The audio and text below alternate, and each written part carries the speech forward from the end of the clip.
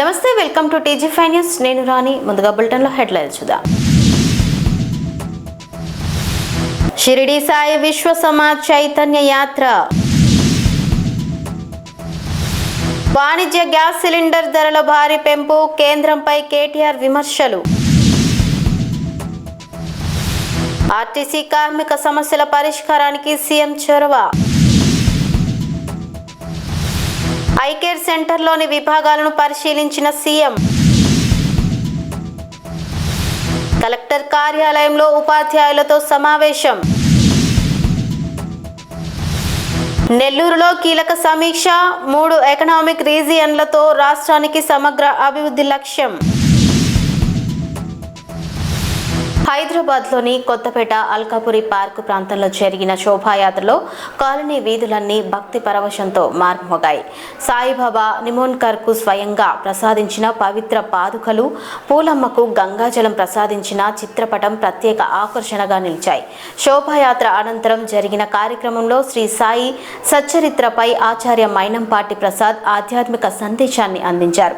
సాయిబాబా బోధనల సారాంశాన్ని వివరించిన ఆయన భక్తులు ధర్మ మార్గంలో నడవాలని పిలుపునిచ్చారు. భక్తులు భారీగా తరలివచ్చి సాయి నామస్మరణతో ఆధ్యాత్మిక వాతావరణాన్ని సృష్టించారు.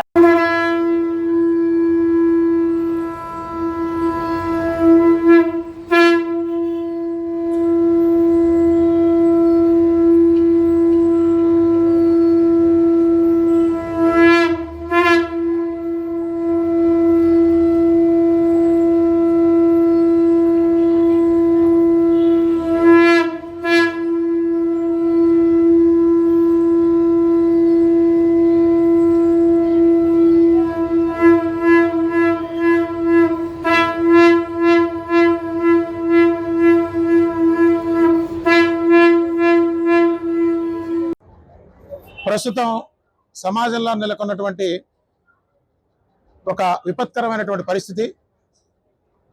మన సనాతన ధర్మానికి మూలమైనటువంటిది గురువు. ఆ గురువునే నిందించేటువంటి పరిస్థితులు మనకు కనిపిస్తున్నాయి. మానవ సమాజం ప్రశాంతంగా బ్రతకాలంటే గురువు ద్వారా మాత్రమే దైవాన్ని చేరాలని చెప్తున్న ఈ రోజుల్లో కొందరు ప్రత్యేకించి పనిగట్టుకుని సాయిబాబా వారి యొక్క వైభవాన్ని చూసి ఓర్వలేక అనేక రకాలైనటువంటి అబద్ధాలను ప్రచారం చేస్తున్నారు. దాంట్లో ఏ రకమైనటువంటి వాస్తవం లేదు. ప్రధానంగా మనం గమనిస్తే సాయిబాబా వారి యొక్క ఆరిజిన్ గురించి మాట్లాడుతున్నారు. ఆఫ్ఘనిస్తాన్ వచ్చారని. అందులో ఏ రకమైనటువంటి సత్యం లేదు. వారు ఏ స్థితిలో మాట్లాడుతున్నారంటే ఈ విషయం షిరిడి సాయి రికార్డులో కూడా ఉందంటున్నారు. అది పచ్చి అబద్ధం. తర్వాత వారు కేసులు ఎందుకు వేశారని అడుగుతున్నారు. సాయిబాబా వారిపై అసత్య ప్రచారాన్ని జరుపుతున్నందుకు మాత్రమే కేసులు వేశారు. తర్వాత సాయిబాబా వారి యొక్క ధనం హజ్ యాత్రకు వెళ్తుందని ముస్లిమ్స్ తీసుకెళ్తున్నారనేటువంటి పచ్చి అబద్ధాన్ని ప్రచారం చేసి జనాల్ని నమ్మించారు. ఒకే అబద్ధం 10 సార్లు చెప్తే నిజమవుతున్నట్టుగా చాలా మంది ఇది సత్యమని భావిస్తున్నారు. మేము షిరిడి సాయి విశ్వ సమాజ్ ద్వారా సాయి భక్త ఐక్య వేదిక ద్వారా ఒకటే విన్నపం చేస్తున్నాం. భక్తులు ఎవరు కూడా అసత్యాన్ని నమ్మద్దండి. వీటిల్లో ఏ ఒక్క విషయంలో కూడా నిజం లేదు. ఎవరైనా సరే కనుక దాన్ని ప్రూవ్ చేసినట్టయితే మా సమాజం నుంచి ₹1,00,00,000 ఇస్తామని మేము ₹1,00,00,000 ఇస్తామని చెప్పి మేము ప్రకటించాం. కాబట్టి సాయిబాబా వారి యొక్క ఆరిజిన్ ఎవరికి తెలియనంత వరకు వారు చేసేటువంటి ప్రచారాల్లో ఏ రకమైనటువంటి సత్యము లేదు.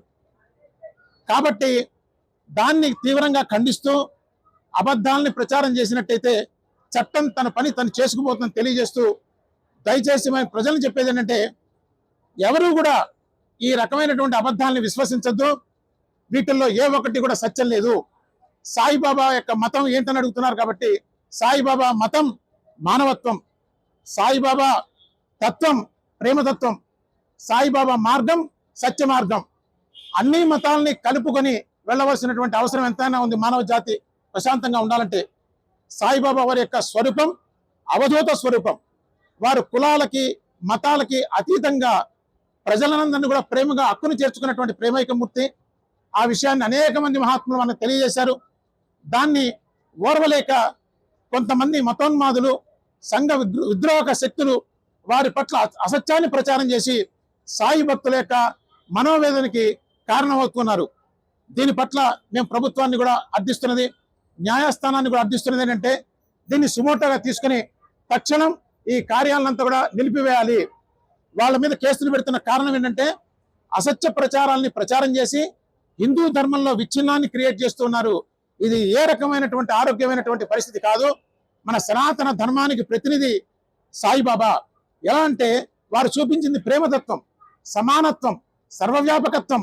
కోటాను కోట్ల మంది భక్తులకి సాయిబాబా రక్షణ ఉంది కాబట్టి సాయిబాబాని ప్రేమిస్తున్నారు. కానీ ప్రచారాల వల్ల ఎవరు కూడా పూజించరండి. ఇదేమి రాజకీయం కాదు ప్రచారం చేస్తే గెలవటానికి. సాయిబాబా ప్రతి ఒక్క భక్తుని హృదయంలో తిష్ట వేసుకొని ఉన్నారనేటువంటి మాత్రం గమనించాలి. సాయి భక్తులు ఇటువంటి విషయాలు నమ్మద్దు. ఈ సభాముఖంగా, ఈ పత్రికాముఖంగా మరియు ఈ మీడియా ముఖంగా మేము తెలియజేస్తున్నానంటే సాయి భక్తులందరూ కూడా ఒక్కసారి గుండె మీద చేసుకుని అందరూ కూడా వాగ్దానం చేయాలి. సాయి భక్తుని నిందించడమే, సాయిబాబాని నిందించడం ఎంత ప్రమాదకరమో, ఎంత దోషమో దాన్ని వింటం కూడా అంతే దోషం. కాబట్టి భక్తులందరినీ కూడా మేము ప్రార్థిస్తున్నది ఒకే విషయం అండి, ఈనాటి నుంచి ఎవ్వరు కూడా సాయిబాబా నిందని ఏ పరిస్థితుల్లో కూడా మేము వినము. సాయిబాబా చెప్పిన మార్గంలో నడుస్తాం. మాది మానవత్వమే మతం, ప్రేమే మార్గం, సత్యమే మా గమ్యం. దీని ప్రకారంగా సాయి భక్తులందరూ కూడా ఒకటవుతున్నారు. అందరూ ఒకే సత్యాన్ని తెలుసుకుంటారు. సాయిబాబా తత్వాన్ని ప్రపంచానికి అందిస్తారు. ప్రపంచంలో సమాజ స్థాపన నెలకొల్పుతారని మీ అందరికీ కూడా తెలియజేస్తున్నాను. దయచేసి దీన్ని గమనించి అందరూ ఆచరించవలసిందిగా ప్రార్థిస్తున్నాను. సమర్థాత్ మహారాజ్ కి, బోలో సాయినాథ్ మహారాజ్ కి, బోలో సాయినాథ్ మహారాజ్ కి. దేశ చరిత్రలో ఎన్నడూ లేనంతగా వాణిజ్య గ్యాస్ సిలిండర్ల ధరలను పెంచారని కేంద్ర ప్రభుత్వంపై కల్వకుంట్ల తారక రామారావు తీవ్ర విమర్శలు చేశారు. ఎన్నికలు పూర్తయ్యాక గ్యాస్ ధరలను పెంచడం ప్రధాని నరేంద్ర మోదీ ప్రభుత్వానికి అలవాటైందని ఆరోపించారు. ఒక్క సిలిండర్ పై దాదాపు 1000 రూపాయల వరకు పెంపు చేసి సామాన్యులకు, హోటళ్లలో పనిచేసే కార్మికులకు మేడే కానుక ఇచ్చారని విమర్శించారు. హైదరాబాద్ లో నిన్నటి వరకు 2321గా ఉన్న వాణిజ్య సిలిండర్ ధర ఈ రోజు నుంచి 3315కు పెరగడం తీవ్ర భారమని పేర్కొన్నారు. ఆ హోటళ్లలో పనిచేసే కార్మికులందరికీ ప్రధానమంత్రి గారు మేడే కానుక ఇచ్చిండు. మీ అందరికీ ఏది 1000 రూపాయల సిలిండర్ ధర పెంపు. దీనివల్ల ఏం జరుగుతుంది, ఏమైతుంది ఒక్కసారి మీరు ఆలోచన చేయండి. హైదరాబాద్లో నిన్నటి దాకా సిలిండర్ ధర 2321, ఇవాళ దాని ధర 3315. ఎన్నడూ ఈ భారతదేశంలో ఇంత పెద్ద ఎత్తున ఎవరు సిలిండర్ ధరలు పెంచలేదు. దీనితో ఇప్పుడు ఏమవుతుంది, హోటళ్లల్లో, రెస్టారెంట్లలో పనిచేసే కార్మికులందరికీ దినదిన గండం అన్నట్టు వాళ్ళ పరిస్థితి.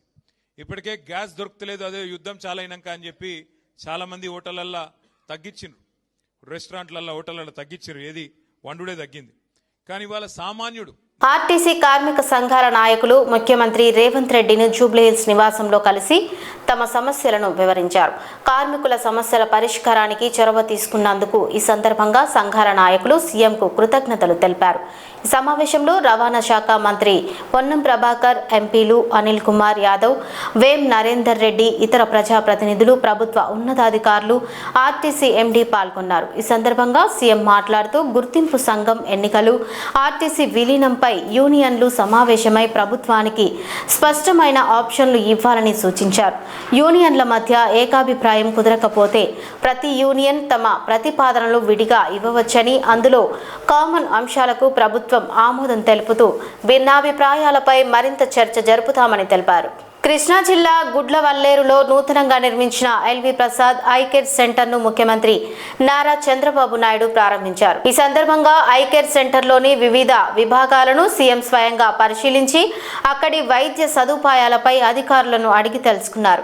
ఆధునిక సాంకేతిక పరిజ్ఞానం, నాణ్యమైన వైద్య సేవలతో ఏర్పాటు చేసిన ఈ కంటి చికిత్స కేంద్రం ద్వారా ప్రాంతీయ ప్రజలకు మెరుగైన ఆరోగ్య సేవలు అందుబాటులోకి రానున్నాయి. బాపట్ల జిల్లాలో ప్రభుత్వ పాఠశాలల్లో 10వ తరగతి ఫలితాల్లో అత్యుత్తమ మార్కులు సాధించిన విద్యార్థులను జిల్లా కలెక్టర్ వినోద్ కుమార్ అభినందించారు. ఈ సందర్భంగా కలెక్టర్ కార్యాలయంలో ఉపాధ్యాయులతో సమావేశమై విద్యార్థులకు నాణ్యమైన బోధన అందించి మెరుగైన ఫలితాలు సాధించడంలో కీలక పాత్ర పోషించిన టీచర్లను ప్రశంసించారు. విద్యార్థుల విజయానికి ఉపాధ్యాయుల కృషి ఎంతో ముఖ్యమని పేర్కొంటూ భవిష్యత్తులో మరింత మెరుగైన ఫలితాలు సాధించేందుకు కృషి కొనసాగించాలని సూచించారు. రాష్ట్రంలో 97.29% పాస్ పర్సెంటేజ్ మండల ఎడ్యుకేషన్ ఆఫీసర్ గారు రాష్ట్రం ద్వితీయ స్థానంలో ఉన్నారు. కొల్లూరు మండలం జిల్లా పరిషత్ ఉన్నత పాఠశాలలో చదువుకున్నాను. నాకు 600కు 596 మార్కులు వచ్చాయి. నేను ఇన్ని మార్కులు సాధించడానికి నా హార్డ్ వర్క్ ఎంత ముఖ్యమో మా టీచర్స్ చేసిన హార్డ్ వర్క్, మా పేరెంట్స్ ఇచ్చిన సపోర్ట్ కూడా అంతే ముఖ్యం. జిల్లా విద్యాశాఖ అధికారి నెల్లూరు జిల్లా కలెక్టర్ కార్యాలయంలో కీలక సమీక్ష సమావేశం జరిగింది. Tirupati economic region CEO Mukesh Kumar Meena జిల్లా కలెక్టర్ హిమాంశు శుక్లాతో కలిసి రెవెన్యూ మరియు ఇతర శాఖల అధికారులతో సమావేశమయ్యారు. ఈ సందర్భంగా మాట్లాడుతూ జిల్లా భవిష్యత్తు అభివృద్ధిని దృష్టిలో ఉంచుకుని పారిశ్రామిక ప్రాధాన్యత రంగాలలో జిల్లా యంత్రాంగం చేస్తున్న కృషి అభినందనీయమని తెలిపారు. అదేవిధంగా రాష్ట్రాన్ని విశాఖపట్నం, అమరావతి, తిరుపతి అనే 3 ఎకనామిక్ రీజనల్గా వర్గీకరించినట్లు వెల్లడించారు. ఈ విభజన ద్వారా సమగ్ర అభివృద్ధి సాధ్యమవుతుందని పేర్కొన్నారు.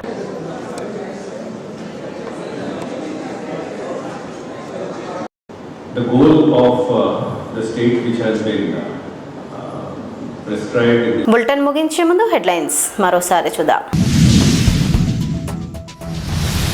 షిరిడి సాయి విశ్వ సమాజ్ చైతన్య యాత్ర. వాణిజ్య గ్యాస్ సిలిండర్ ధరల భారీ పెంపు, కేంద్రంపై కేటీఆర్ విమర్శలు. ఆర్టీసీ కార్మిక సమస్యల పరిష్కారానికి సీఎం చొరవ. ఐకేర్ సెంటర్లోని విభాగాలను పరిశీలించిన సీఎం. కలెక్టర్ కార్యాలయంలో ఉపాధ్యాయులతో సమావేశం. నెల్లూరులో కీలక సమీక్ష, 3 ఎకనామిక్ రీజియన్లతో రాష్ట్రానికి సమగ్ర అభివృద్ధి లక్ష్యం. ఇవి ఇప్పటివరకు ఉన్న అప్డేట్స్. మరిన్ని అప్డేట్స్ కోసం చూస్తూనే ఉండండి TG5 న్యూస్.